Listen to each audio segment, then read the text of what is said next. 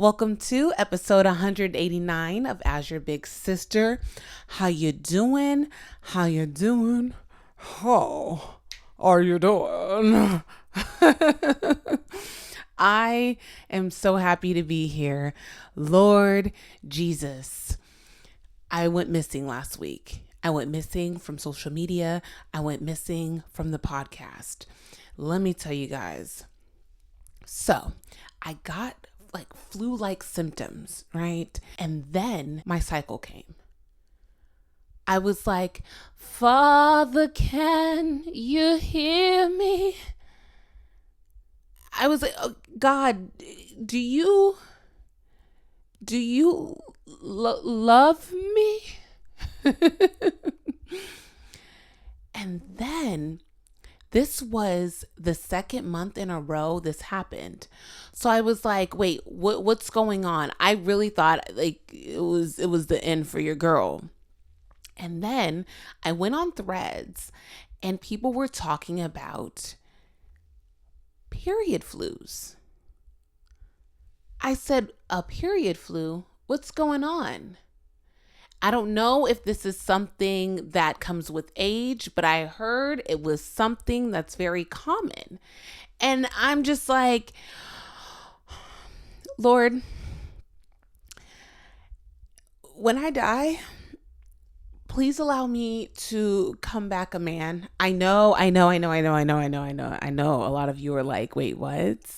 I know things are bad being a girl, but like, you really want to come back a man? Yeah. If it means that I don't have to deal with not only bleeding out of my vagine, but also having a runny nose, a achy body, near burning fever, girl, I'm sorry. Give me the toxic masculinity. Give it to me. I'm so sorry. I can't do it. I can't do it again. I can't. I won't. I will not. But today, y'all, we are going to talk about becoming obsessed with yourself. This is a part 2. I had an episode called Become Obsessed with Yourself that came out about 2-3 years ago, right? This episode is my highest watch, highest listened to episode yet. This episode landed me an interview with the New York Post. If you guys want to read it, it's in my link tree. The link is in my description. It's in my bio. It's everywhere. I want all the girls to know that I had an interview with the New York Post.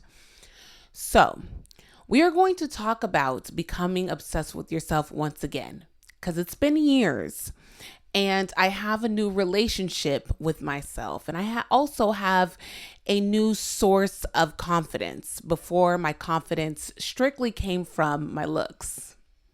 Your girl's beautiful. If you're watching on YouTube, your girl's gorgeous. Yeah.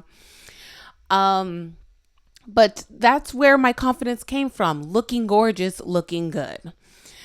However, I do believe that when I was younger, all I ever wanted to be was pretty. I dreamt of being gorgeous. Like literally the way I look today is a manifestation of my 8-year-old self. Shout out to her. She did her big one. Now that I'm here, now that she has arrived, I need more. I need more to sustain a positive sense of self. So that's why today I want to talk about how becoming obsessed with yourself, loving yourself, is agreeing and loving the way you move throughout the world. Your beauty can be taken away from you. Yeah, like you could lose your job. Now you can't get the facials. You can't get the lashes done. You can't get the nails done. Yeah, you could lose your back tooth like I did.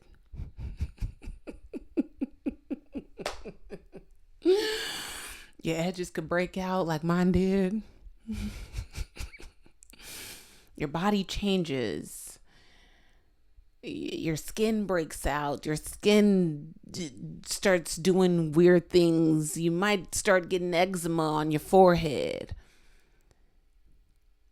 And of course, you can change the way you see beauty. However, you can also gain a sense of self love through the way you behave in this world. I truly believe that we can always go deeper. We could always ask ourselves more questions.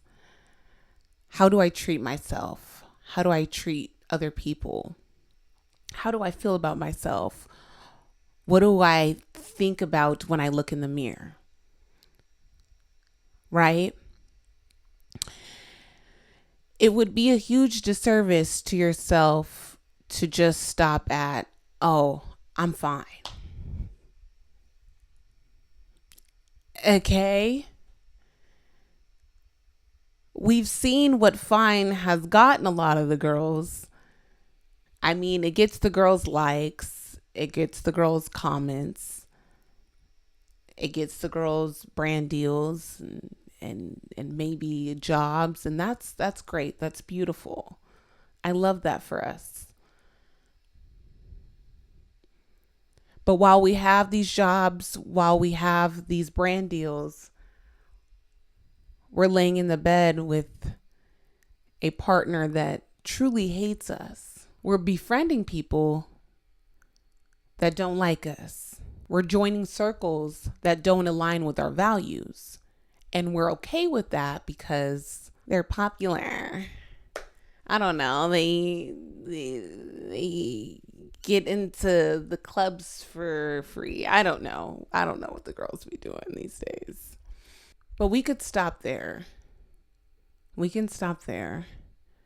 Or like I said, we could go deeper. Because why not? You know? Why not love ourselves fully? I've been reading this book for about a month and a half. It's taken me a while. It's called Rock My Soul. If you guys are watching on YouTube, you guys are going to see me refer to my computer because, you know, I got to quote my girl, right? In Rock My Soul by Bell Hooks, she mentions the 6 pillars of self-esteem defined by Nathan Brandon, right? These pillars are self-acceptance, self-assertiveness, self-responsibility, living consciously, living purposefully, and personal integrity. While I've been reading this book, I've been auditing the way I dance and move through the world, the way I communicate with people, the way I communicate with myself, the things I do every day, what I spend my time on, what I spend my time listening to. So I've made a list of things that I truly enjoy about the way I move throughout the world, right? One of those things is backing out of conversations I feel uncomfortable in. I live in Arizona, Phoenix to be exact. There are a lot of non-Black people here. There are a lot of conversations that I overhear that I actually mentioned in episode 187, where I sat with Satoma and we talked about growing up in the suburbs, in which I didn't grow up in the suburbs, but I grew up with a lot of people who did not look like myself. But being around a lot of people that don't look like myself, there are a lot of conversations that occur that are harmful to me as a Black woman. A lot of colorist conversations. Yeah, a lot of texturist conversations that are very uncomfortable for me. A lot of these conversations occur not only in spaces with non-Black people, but with Black people as well. Majority of these conversations, these uncomfortable conversations, occur when, to be honest, when I'm with family. So there are conversations about good hair, being light skinned, and all those fun things. I don't engage in none of that. I don't debate in it. This is not my business. This is not my fight to fight. I'm so sorry. This is not. I've allowed people to be lost. This is your life. And I know many of you are like, we should educate people. We should fight back against colorism. We should do, baby.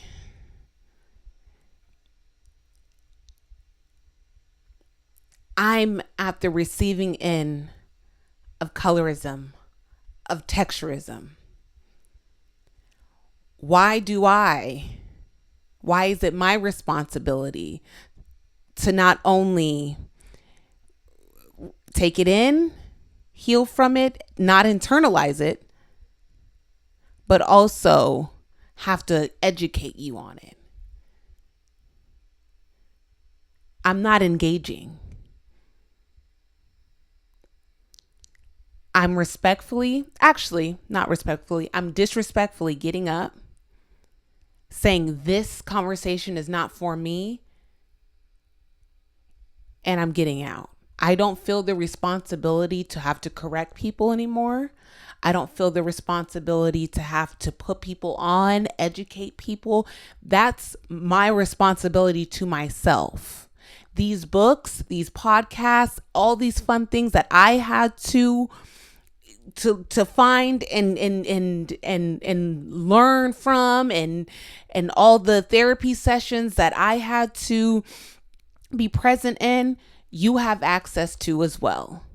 That's not my responsibility.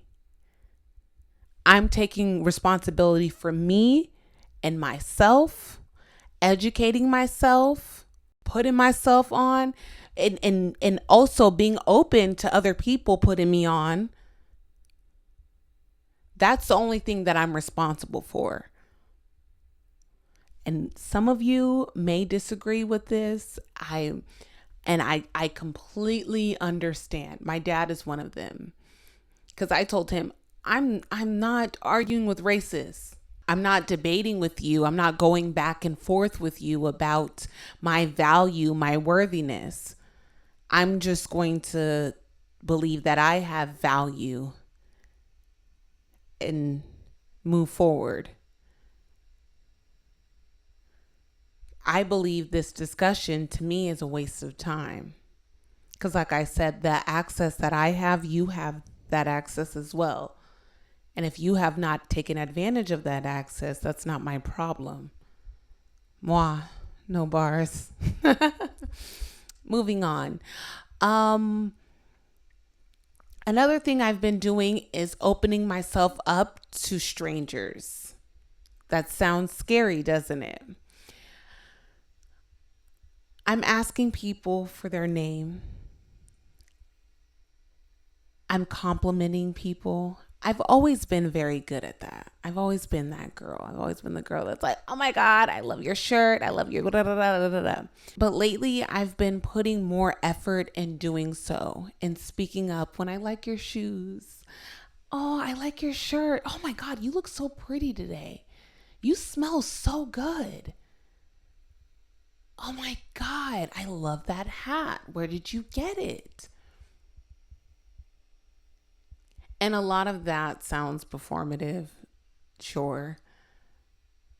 But I believe that we all like to be complimented. We all love attention. And I feel like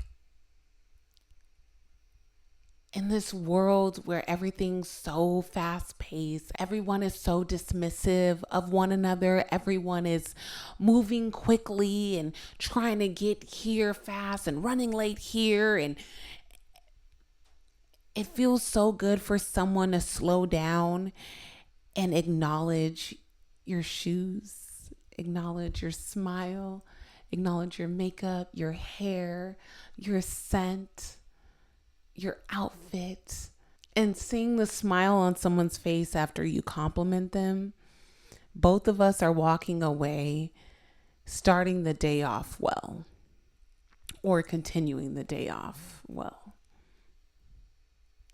Has someone ever complimented you and you're probably not in the best mood, or you didn't really feel the most beautiful, and then the person complimented you and you walked away and you're like, I have an extra pep in my step.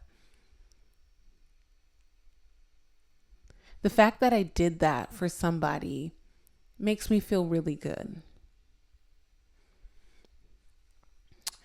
Another thing I've been doing is slowing down in the morning. Y'all, I'm not ashamed to say that my morning routine is like 3-4 hours long. I'm not the girl. I am not the girl that can just wake up and just like quickly go somewhere. What do you mean? I am speaking to another human being, and I haven't journaled, stretched, meditated, read, found a couple words in my crossword puzzle, sat on the toilet, moisturized my skin, did my skincare routine, worked out. I can't believe, like, now that I'm sitting here, like, listing all the things that I do in the morning, I'm like, oh my God, I'm speaking to someone before I lit an incense. Are you kidding me?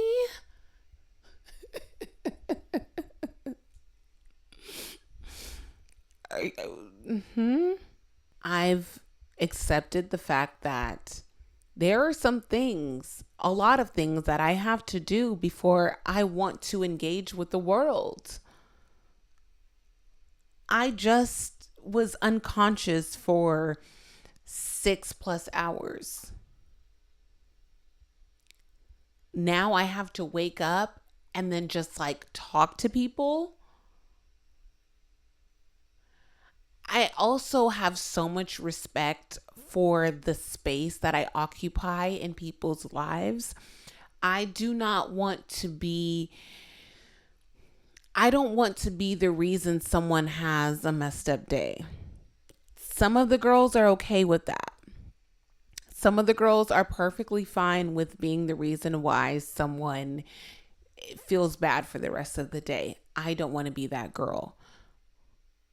And because I don't want to be that girl, there are some things that I need to do, want to do, for me to show up to be the best counterpart to you. A lot of us want to be good coworkers. A lot of us want to be good romantic partners. A lot of us want to be good platonic partners. But let's think a little deeper. We need to be good human beings to people that are in the grocery store. Respectful human beings to people that are at the gas station. We need to be respectful human beings to people who are at the bank. Everybody wants to be a good Christian, a good Muslim, but they go into these establishments and all bets are off. Why am I getting cussed out on the phone at work and I see your email and it's Jesus saves all? I guess he forgot about you, ma'am. I saw a TikTok the other day, and this is no shade to my churchgoers,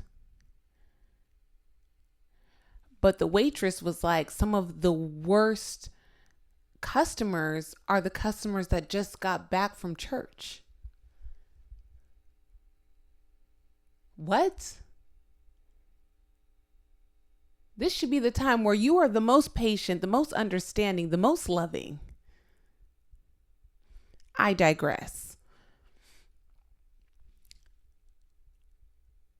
I take my mornings very seriously because I take the way I treat people very seriously.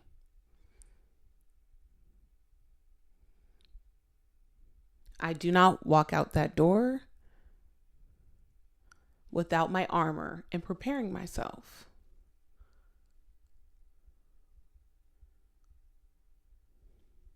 I'm not always the best. I'm not always like, you know what I mean? I'm not speaking in absolutes.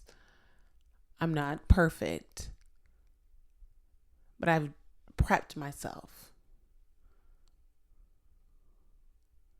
I've done what I can to prepare myself for a conversation with you. I've done what I can to make sure that I can be as patient as I can be when I am engaging with the world, because we need to be patient with one another.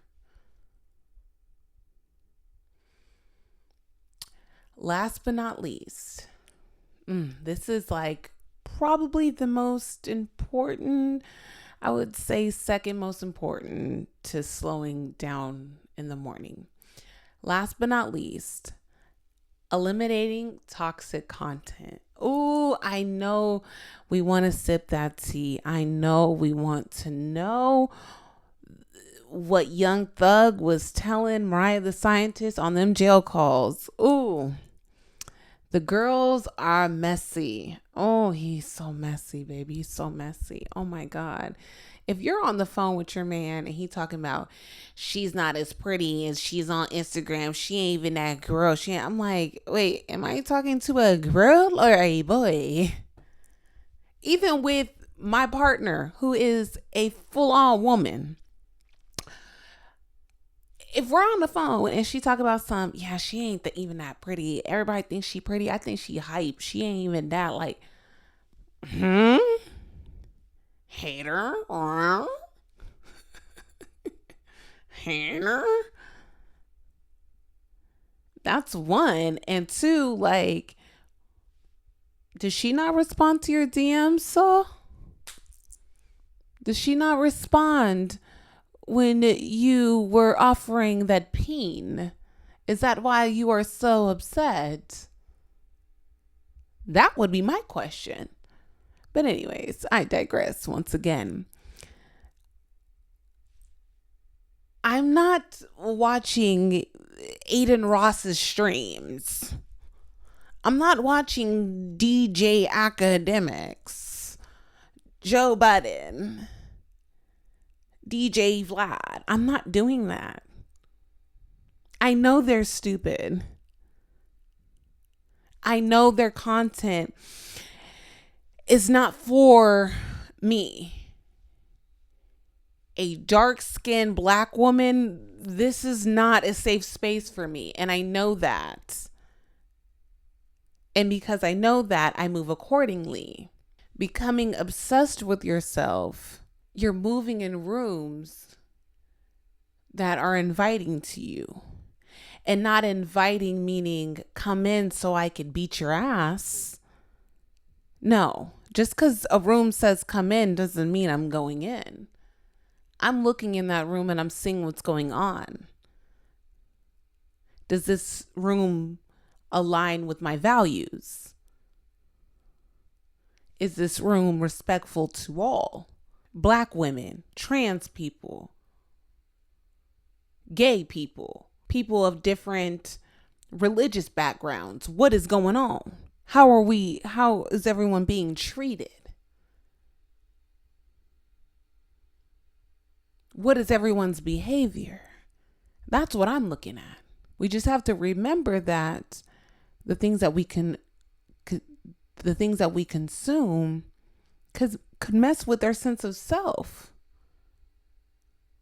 especially when we're already vulnerable.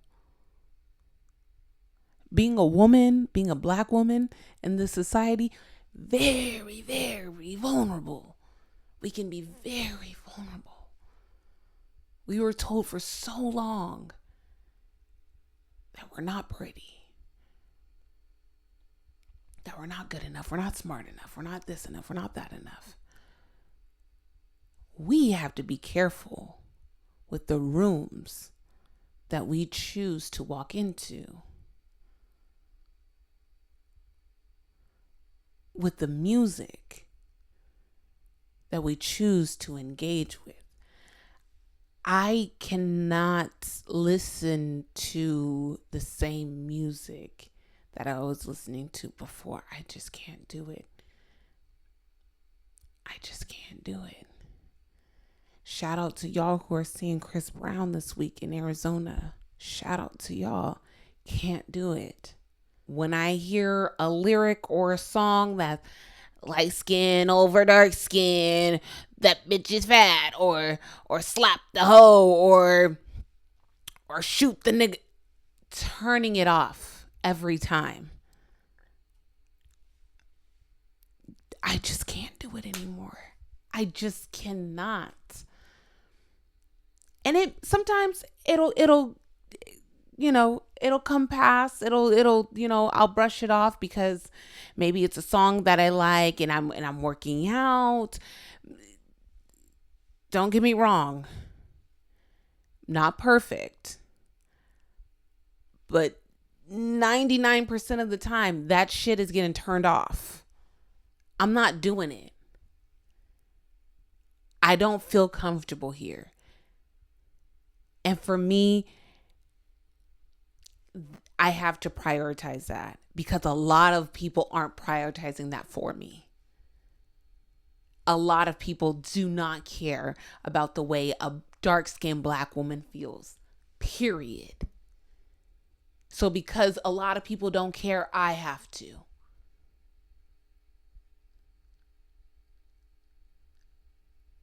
Not too many people are coming after my rescue. Black women, yes. Some. I ain't gonna lie, some. Because some of the girls are lost. Lost and insecure. I have to protect my surroundings. I have to protect myself. I have to be picky. I have to be strict. Because if I'm not,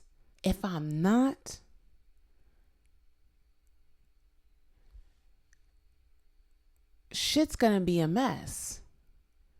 Because the way people believe that Black women don't deserve basic respect is astonishing. So you know what I'm gonna do? I'm gonna make the rules. And they're very rigid. No flexibility.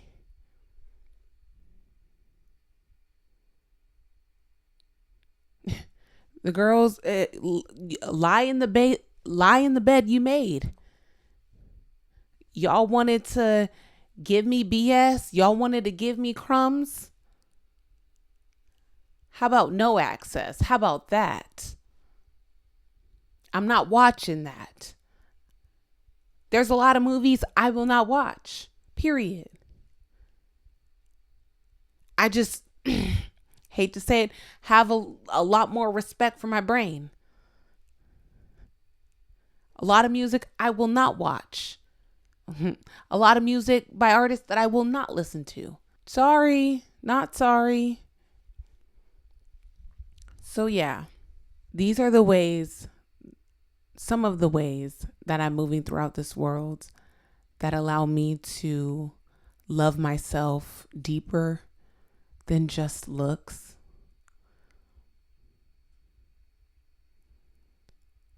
Maybe this is an opportunity for some of you guys to make that list or just start that conversation with yourself. I feel like a great way to start may be by looking at some of the people that you admire and looking at the way they move throughout the world. How do they engage with people? How do they converse with people? How do they engage with themselves? How do they talk about themselves when they're in conversation with you? How do they treat themselves? How do they hold themselves? What do they believe they're capable of? Maybe find that muse for yourself and just watch her or him. Now we're going to go to our affirmations. Affirmations. Thank you, Intelligent Change, for my affirmations cards. Oh. And the bass keeps rolling, rolling, and rolling, rolling, and rolling, rolling, and rolling, rolling. Let's see.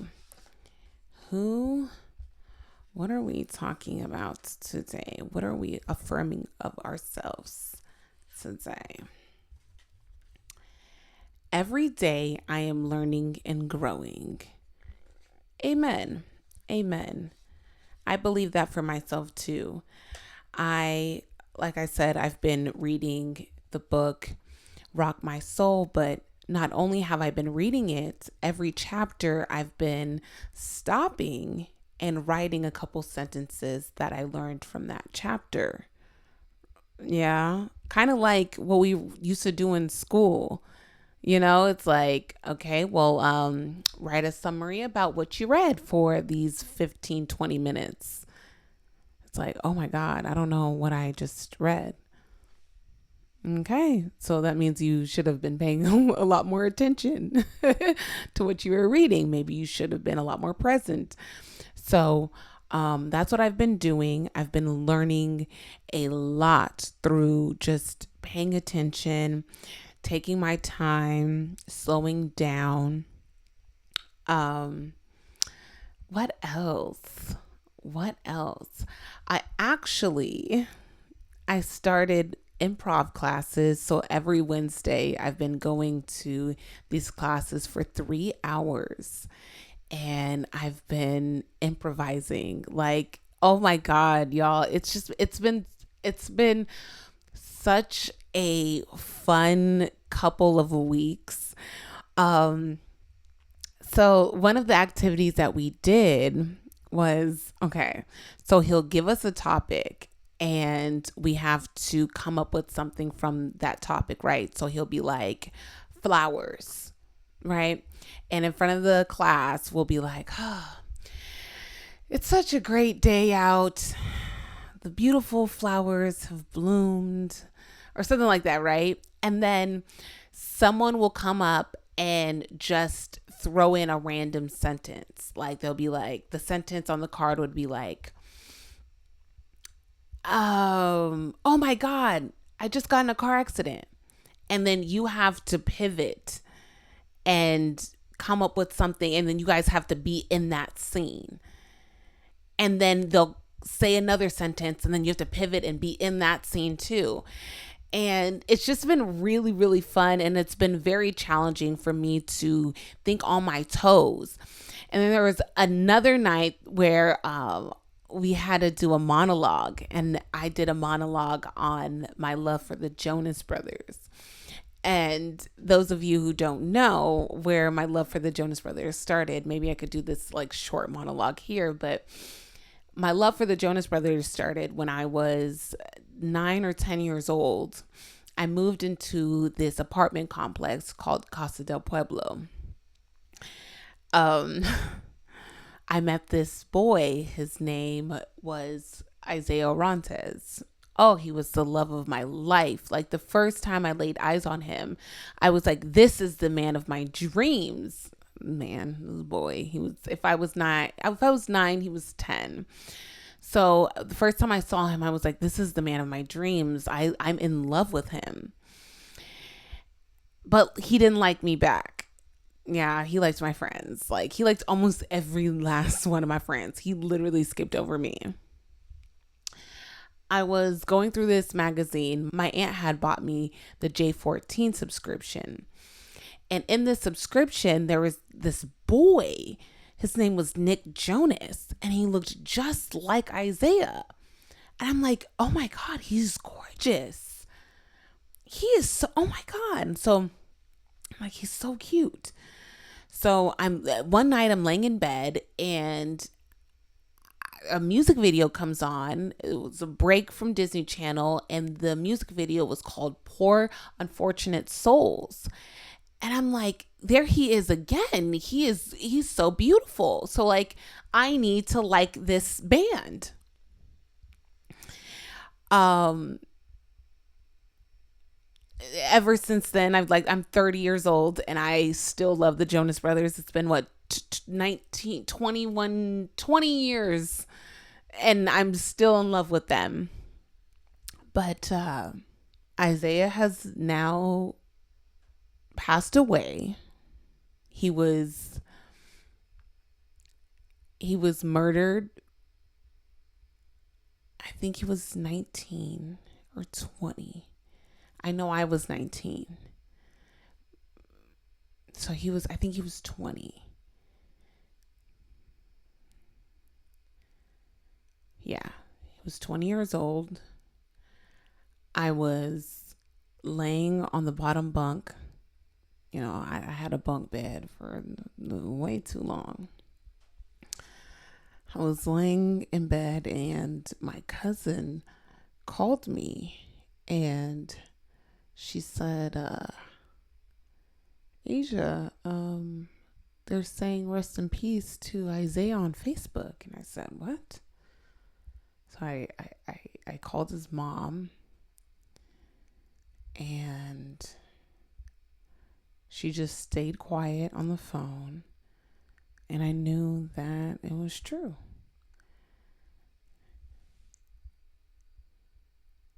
I was like, okay. All right. I mean, in between that time, him and I continued to be friends and stuff. We were really close. He really trusted me. I really trusted and loved him. We were just kids. We were kids and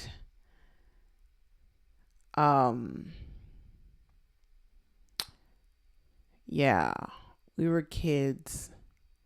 We had such a special relationship. You know, I moved on, got in relationships, so did he. So it wasn't like our relationship had nothing to do with like, it wasn't romantic at all. From me to him, from him to me, there was nothing. He really got into some weird stuff, and I just like, I grew up, well, when I was younger, I was very much so a square. Like, I was like smoking weed, what? Doing drugs and drinking alcohol. Like, what are we doing? You know what I mean? Like, I was just like, what? And he was into that. He was into partying, drinking, smoking, all of that. And that just was not my vibe. You know, I wanted to go home and watch Disney Channel. Like, even I'm talking about like 18, 19. Like, I was not really into drugs, alcohol, none of that. Like, my first time ever smoking or drinking, I was like 22, 21, 22. So it was, yeah, that was not my thing. And like, that really turned me off about him. Like, I was very strict when it came to shit like that with like people that I dated, like people that I talked to or anything. Like, I was like, if you smoke or if you drink, I'm not talking to you. Like, I was not into boys or girls who was smoking and drinking at 17, 18, 19, 20 years old. I was not into that. No. And I also wasn't into people who weren't going to school. Like, or, you know, or doing something, and he wasn't doing nothing. So like, he was just not my thing. Like, you know what I mean? He was not like, I was like, no, girl. So like, we were friends. Like, we were really cool. Like, he would come over to my house. My mom really trusted us being together. It was like kind of crazy looking back, because like, she would allow him in my room. She would allow, like, and I also think she trusted me, and I also know she knew I didn't like people like that. Like, I didn't like guys like that, and she loved him. So like, he would come in my room, like he would come knocking on my door. Like, sometimes I would come home, he'd be there. without me knowing he was going to be over. So we were really close for a time, and then we separated for a little bit because, like I said, he would rather be with his friends that were doing the same thing, and I understand that. Like, I was, again, not on that kind of not on that. And then, well, the last time I saw him, my friend and we had went to the store or something, and like I said, he lived in the same complex as us, right? So we, from 9, 10 till about like 19, like he was still in that same complex, and I had moved away from that complex, and then I came back, right? So around that time, so me and my friend, we went to the store, we came back, and we ran into him. I don't know what he was doing, but like, whatever, doesn't matter. And we went swimming, and I remember his mom being like, if you don't come home, you're going to be locked out. And he just decided to just stay and hang out with us. At the time, I didn't know he would be locked out. Like, you know what I mean? Like, because when he did get locked out, he was like, oh, well, my mom did say if I didn't come home, I'd be locked out. I was like, girl, why didn't you just go home? Like, I would have went home. Like, I wouldn't have hung out with you. Like, what are we talking about? But like, he really loved me. I really loved him. And yeah, that was like my monologue. That was my monologue. It was just me loving him, and that's what led me to loving the Jonas Brothers. And I was like, and now, like, and then I ended the story with, now I'm a lesbian. He's dead, I'm a lesbian. But yeah, sorry to end the episode this way. I've never talked about him on the podcast, but I love him. I still love him. And I see his sister on social media sometimes, and it makes me miss him. But it also brings a smile to my face to still see her just living life and growing up. So that was really nice. That's really nice. That's really, really nice. But yeah, we're going to wrap this episode up. Thank you guys so much for being here. Thank you for watching me. Don't forget to tell everybody that I'm beautiful, kind, smart, and sexy. Also, subscribe to my YouTube channel, Asia My Queen. Follow me on Instagram, Asia My Queen. Follow the podcast on Instagram, As Your Big Sister. It's also As Your Big Sister on TikTok, and Asia My Queen on TikTok. Again, I love you guys so much, and I thank you guys so much for being here. This was episode 189. My name is Asia My Queen. Have a great day. Bye-bye.